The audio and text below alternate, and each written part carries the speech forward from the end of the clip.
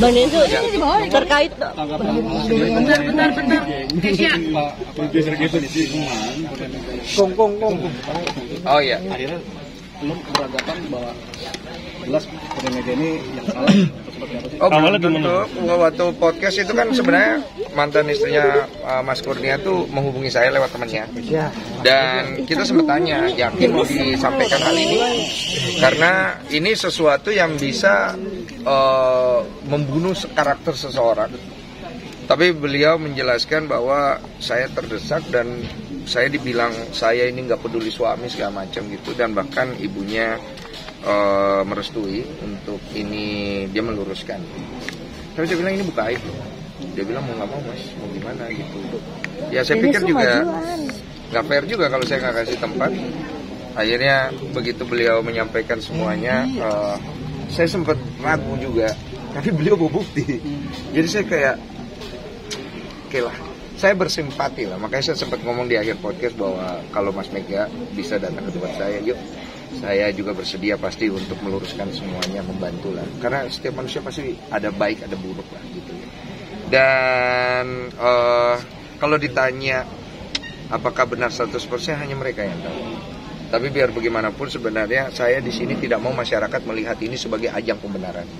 Karena ketika ada perpisahan semuanya rugi, terutama anak-anak. Saya sempat ngobrol sama anak-anaknya, tapi saya nggak mau masukin di podcast karena menurut saya tidak pantas sekali anak-anak kalau masuk podcast untuk urusan masalah rumah tangga kan. Jadi saya ngobrol dan saya sempat bilang kepada mereka jangan sampai akhirnya mereka terluka dengan keadaan ini, karena tidak akan ada kebaikan yang nanti mereka akan terima. Karena biar bagaimanapun anak-anak itu yang paling ringkih akhirnya, karena di sini bapak, di sini ibu, ya kan. Biar gimana pun, yang mereka nggak ada nih kalau nggak ada bapak ibu gitu. Bang, ada kekecewaan juga sih dari orang tuanya si ceweknya ini, maksudnya kan mau jual GOR katanya demi kesembuhan, demi 40 miliar demi kesembuhannya Kurnia. Ya seperti yang kalian nonton aja itu. Kalau yang aku tangkap sih sepertinya ada lah pasti, biar bagaimanapun ya. Tapi kalau lebih jauh kekecewaan seperti apa, saya tidak tahu karena dia menyampaikan cuma sedikit aja. Dia di situ.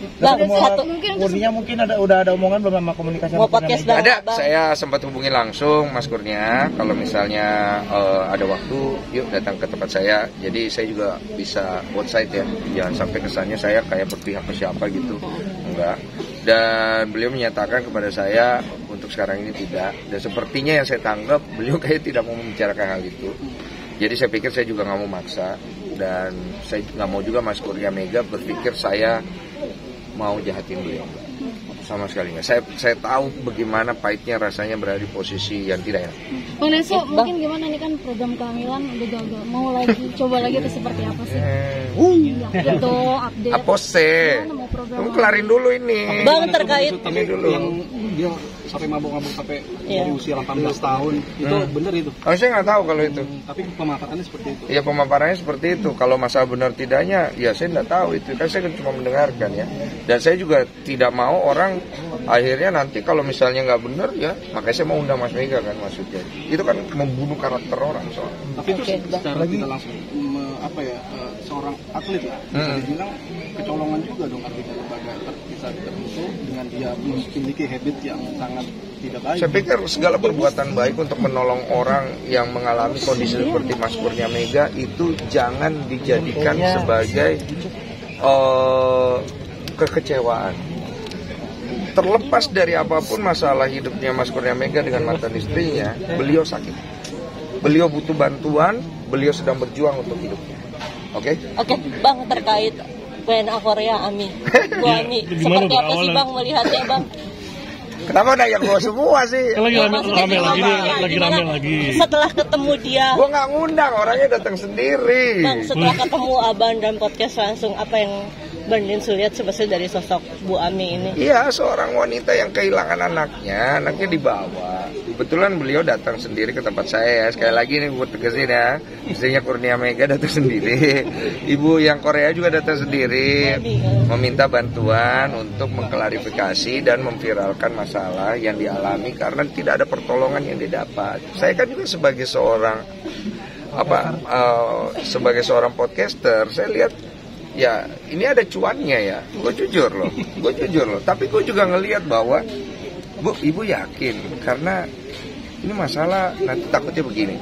Jadi gini, gue sebagai podcaster, gue cari duit. Tapi gue juga mikirin ke depannya.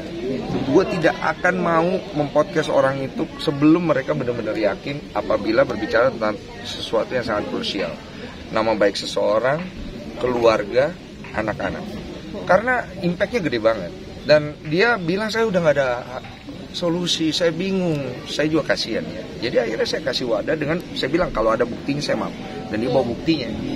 Dia tunjukkan bukti foto, dia tunjukkan bukti WhatsApp segala macam. Ya saya nggak tahu ini bukti kan bisa benar bisa tidak. Tapi paling tidak saat itu dia menunjukkan keseriusan dan fakta yang dia punya. Walaupun saya belum tahu itu benar atau tidak. Ya udah saya dengarkan dan saya bersimpati sekali untuk seorang ibu yang kehilangan anak. Saya nggak tahu masa rumah tangga mereka seperti apa, dan saya nggak tahu siapa yang benar, siapa yang salah. Netizen yang mungkin bisa nilai sendiri. Tapi yang paling pasti masalah mereka itu harus selesai di pengadilan keluarga. Di Singapura, setahu saya, family court, bukan di public court. Sekarang masalahnya dibawa ke public court. Jadinya, saya menyayangkan sekali akhirnya anak yang tidak perlu hadir, nongol, ngapain gitu loh. This is parents, please stop it gitu. Anak di bawah umur, no, don't go there gitu loh. Whatsoever is that, don't go there. Karena anak kecil itu harus, kalau mau protect anak itu, don't bring it to your problem as a parents. Itu tuh poin gue gitu. Itu sih. Bang, tapi kalau dia abuse, mungkin aja saya nggak tahu. Kalau memang benar, bring it to the court. Ya ngerti kan? Bawa ke pengadilannya, jangan bawa ke publik gitu loh. Kalau ke publik kayak gitu kan anak ini kan dia sekolah nanti anak-anaknya tambah bully dia, ngerti nggak sih maksud gue? Itu menyayangkan ketika anaknya hadir di podcast. Iya, yang salah satu podcast dokter. Iya, gue menyayangkan. Lu kalau mau adu domba gue silakan, gue menyayangkan. Karena menurut gue nggak ada masalah dengan semua itu orangnya ya, individunya. Gue menyayangkan anak itu harus nongol untuk melakukan podcast, usianya masih kecil sekali, mau dia benar atau tidak bukan di situ tempatnya, bawa ke pengadilan, biar dia berbicara di sana karena di sana tempatnya. Oke, tapi cerita nggak sih Bu Ami maksudnya kenapa teriak-teriak anak yang pertama ketika di RS itu? Histeris sekali kan anak yang pertama yang baju hijau. Oh, itu hanya mereka yang tahu. Dan bukan di media untuk masalah itu, karena urusan anak itu kan urusan hak asuh, itu biar di pengadilan. Lu bayangin ya, lu punya anak ya, itu masih kecil, belum terlalu tahu semua lah. Dia lu framing dia, lu taruh dia di media sebagai jejak digital, come on lah. Lu nggak blur mukanya, janganlah. Kalau TCR-nya sendiri menurut kamu juga menjadi pelakor antara mereka? Saya nggak tahu benar atau enggak, itu hanya mereka yang tahu, saya bukan hakimnya. Intinya adalah poin saya itu tadi. Wah, iya. Update kok gimana? Update kok soal Gimana? Apa? Kan Gaga mau coba lagi atau seperti Iya. apa? Dia coba lagi. Coba lagi. Apa lagi ya? Coba lagi lah, mau ngapain? Tapi kemarin sempat dikabarin si Alif hamil ya karena megang perut, itu gimana kok? Waduh, nanti saya tanya dulu ya. Sudah ada kabar bahagia kah kok atau seperti apa? Ya doakan lah ya. Kita mah bahasa basinya ya, doakan saya. Karena gue takut Pak Mali juga ya. Udah ya? Hah? Berarti udah. Iya, betul. Dan jadi bulan Ramadan kira-kira ada podcast ya sih, spesial Ramadan di podcast? Nggak ada spesial Ramadan, saya tidak hebat-hebat amat sebagai podcaster. Saya podcast biasa aja, yang seru-seru aja, yang menarik sudah. Lanjut Bang, berarti sekarang udah isi? Hah? Udah isi? Saya tanya istri saya dulu, boleh nggak disampaikan? Takut pamali gitu kalau Iya, soalnya yang hamil istri saya ini sebagai suami. Oh, berarti udah. Berarti udah. Belum tahu ini. Berarti dijaga Bang, mungkin pengalaman dulu di-share. Iya, tapi kan maksudnya gini, karena saya takut pamali, saya tidak akan mengenal apa-apa kalau istri saya sendiri belum oke. Jadi istri saya sampai saat ini lebih memilih untuk tidak gitu, ya sudah, saya hormati ya. Cara untuk kamu ibaratnya tetap sama istri tuh kayak menjaga satu sama lain, karena kan pasti ada aja kalau setiap gagal tuh pasti ada trauma atau apa nggak sih? Iya. Mungkin kamu sendiri kasih pengertian ke istri atau istri sebaliknya mungkin Bang? Saya lebih banyak fokus mendoakan istri. Jadi kalau malam saya pegang tangannya ya, pray for her. Jadi saya doakan karena menurut saya itu obat paling mujarab untuk hati yang sedang berduka. Sempat trauma ya Bang?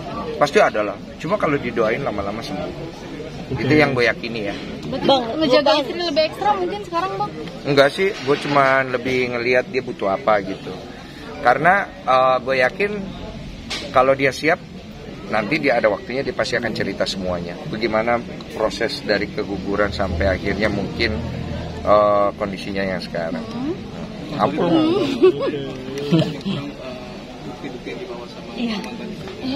Iya. Foto ada luka-luka di tangan, terus bukti chat. Tapi kan saya tidak tahu ya itu benar tidak ya.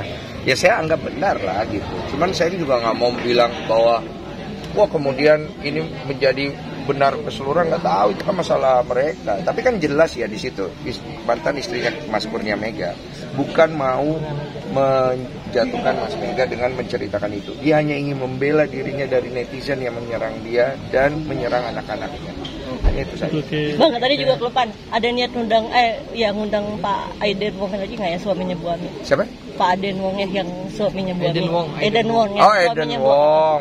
Pak Eden Wong, saya sih pribadi tidak ada kepikiran untuk undang. Tapi kalau beliau mau datang seperti podcast saya sampaikan di terakhir, I will welcome him. Tapi kalau bisa tidak via Zoom, ketemu saya langsung. Bang, kelihatan ada playing victim nggak sih dari Bu Ami ketika ketemu kamu? Mungkin playing victim? Saya kurang jago membaca psikologi orang, apakah dia playing victim atau tidak ya. Tapi sepertinya sih kehilangan anak gimana ya, gitu aja sih. Dibilang kan mabok gitu-gitu dari marahin anaknya. Mungkin bisa aja semua itu terjadi, tapi kan nggak tahu penyebabnya kenapa, atau mungkin stres apa gimana, nggak tahu saya. Bang, soal kabar rumah baru seperti apa mungkin?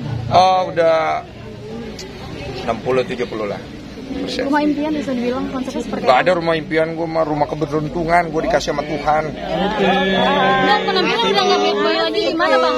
Ntar gue bad boyin lagi lah. Oke, boleh. Bad boy for life.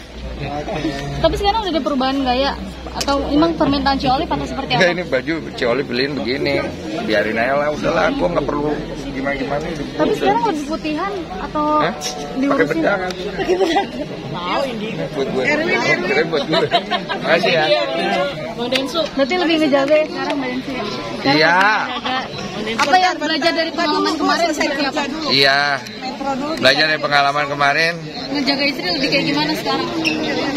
Sabar aja lah. Semua nggak bisa terjadi seperti apa yang kita mau lah.